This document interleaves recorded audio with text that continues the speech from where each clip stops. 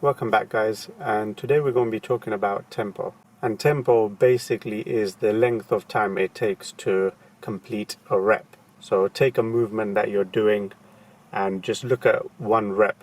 Just basically the movement from A to B, that single rep, how many seconds it takes for you to complete it. Now that might seem a bit insignificant if you're new to resistance training or you haven't really taken tempo that seriously, but when you start accumulating reps with a certain type of tempo throughout a set, throughout multiple sets, you'll start realizing the impact it has and the kind of stimulus you get from that particular exercise. And tempo is going to play a part in any type of resistance training you do, whether it's going to be hypertrophy, strength-based, or even metabolic. But just one thing I want to clarify is that just because you do use weight doesn't mean you're going to necessarily need tempo in your workouts. So what does tempo exactly look like in terms of a rep? You're going to be looking at 4 factors. You're going to be looking at the eccentric, which is the stretch portion of your rep, the lengthened position, which is where you finish the stretch position but you might decide to hold it there. Then the concentric, which is you starting to shorten the muscle, sort of flex the muscle, and your absolute shortened position, which is as soon as you finish the concentric, you might decide to just leave it there, contract it, leave it fully shortened and keep it intense there. And they're the 4 factors that play a part in determining how long your rep takes. And if you don't really understand that, don't worry, because by the end of this video you'll get a sort of a clearer picture, and when you do decide to implement it in your training, you're gonna exactly see why each part of the rep can play a different part in determining what kind of stimulus you get, what kind of response you get, and you're gonna notice that each one is different as soon as you start tweaking with each part of your rep. So if we look at what type of tempos you can use in your training, it all depends, like I said, on what you're looking for, how your training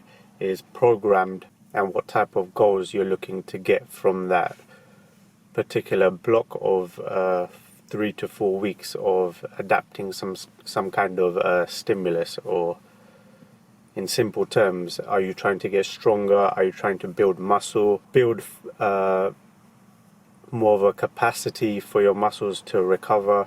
So it all depends. But for this video, I'm going to be focusing on an example of someone that's trying to do strength training and adjust their tempo according to that, and in particular to their squat. So if we take this example of a person trying to get stronger in their squat, we're not necessarily looking for them to be tearing muscle fibers or making them in a fatigue state. What we're trying to do is fire as many muscle fibers as possible, fire their neurological system to be able to produce as much force as possible.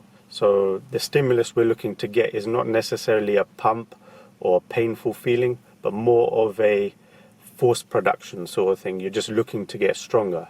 So if we look at the type of tempo we would typically use in someone who's trying to get stronger in their squat, you might start off with something like for an eccentric, a 1 to 2 second eccentric, because what we want to do is minimize as much fatigue as possible. And going into an eccentric, so in a squat that would be going down and lengthening the quad, it takes a lot more energy out of you. So you want to minimize those seconds as much as possible, because you've got to remember that the more reps you do in a eccentric motion, which is longer than 2 seconds, you're likely to accumulate fatigue from reps and sets, which means that when you're trying to get stronger, you're going to get more tired before your body is actually being able to produce as much force as possible, if that makes sense. So your body might have a lot more strength left in it, but you haven't been able to utilize that because you've got tired before you've actually been able to produce that sort of strength. So that's the first thing, you want to minimize that. And the same goes for the second part of tempo, which would be how long you would pause in that stretch position for, because depending on like I said, whether you're trying to get strong or whether you're just trying to tear muscle fibers, you don't really want to be sitting in that lengthened position for such a long time, because you got to remember, in the squat you can't exactly rest unless you're using safety pins. You can't let go of the weight, which means it's taking a lot out of your body to be able to hold the weight in a deep squat. So you want to get out of that position as soon as possible. So you could even say your lengthened position to be a 0, because you want to straight go down and just get back up from there. The concentric would be the same. I mean, even for hypertrophy training, metabolic training, strength training, your concentric never really lasts for longer than 0 or 1 second, because it takes even more energy for your body to be able to shorten the muscle than to even lengthen it, and you produce even less force than you would in a lengthened position.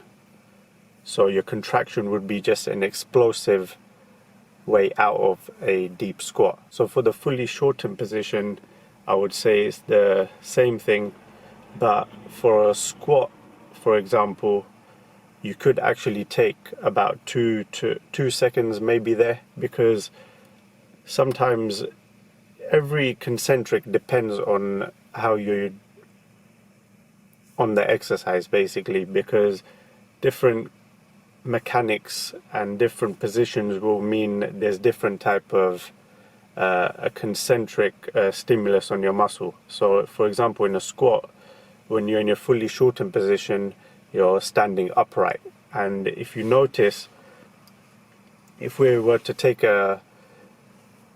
shorten a quad muscle in a squat compared to a leg extension, you won't be able to hold a concentric on a leg extension for that long. And that's because in order to fully shorten your quad, you have to put your femur into a more hip flexion with a knee extension than in a squat, where you'll be just standing upright in just knee extension and you don't really feel your quads cramping a lot. So you can use that more as a rest. So you could put your concentric as a 2 seconds. But that also depends on how your momentum is and whether you really want to be up there for 2 seconds. So even there, it could be 0 or it could be 1. It just depends on whether you feel like you want to rest in that top position of a squat. So I hope that helps you guys in just understanding roughly on how you can adjust your tempo according to the type of training you're looking at, the type of exercise and training block, basically. And you just got to understand that each exercise and training block play a big part in how you want to set the tempo for your training, because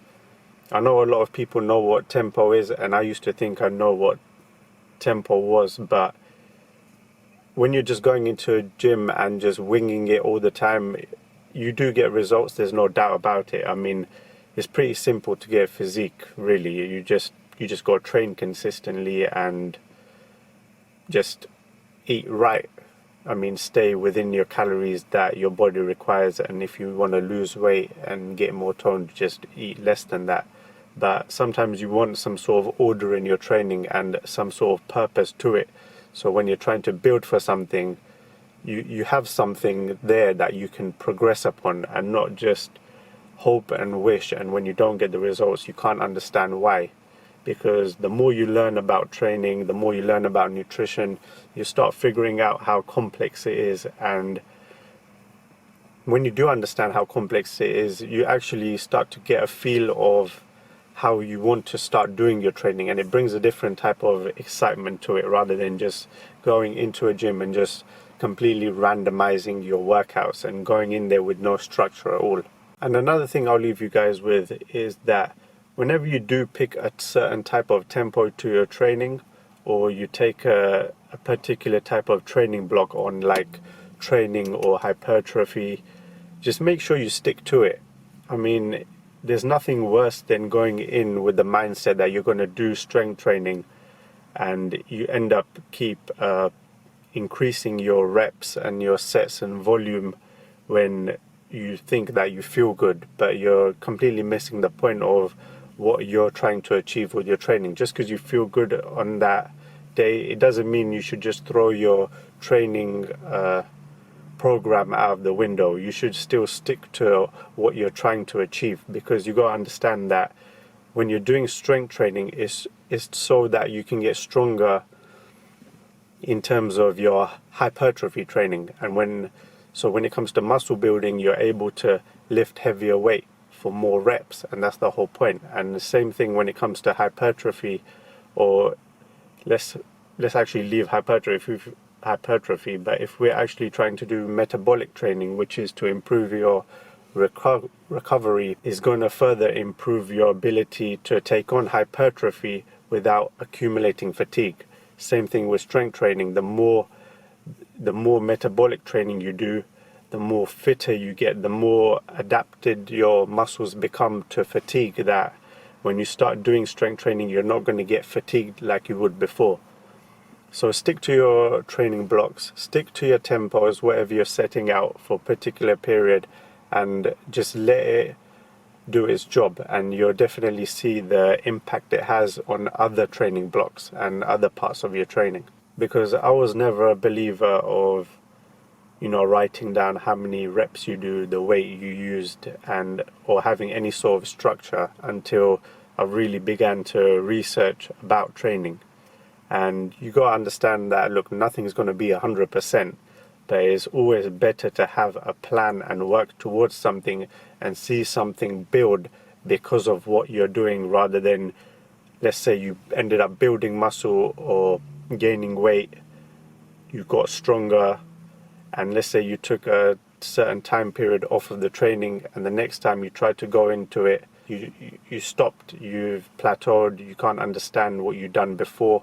It's because there was never really a structure there. So you might have got the results, but you did wing it, and if you can't replicate it, then for me, my mindset's changed in terms of this. You don't really know what you're doing, and it's not sustainable. So the next time you do get results, you're just not going to be able to know how you're doing what you're doing. And it's simple. It's like I said, that if you have a plan and you see your work, it makes it even more satisfying to just know that what you're doing is paying off. So that's all for this video, guys. I hope you found this helpful. I hope you appreciate the change of scenery. I was in my car, I thought, let me just take my camera and do a YouTube video in there and just see how it turns out. But yeah, if you like this video, don't forget to like, comment, subscribe, and I'll see you guys in the next one.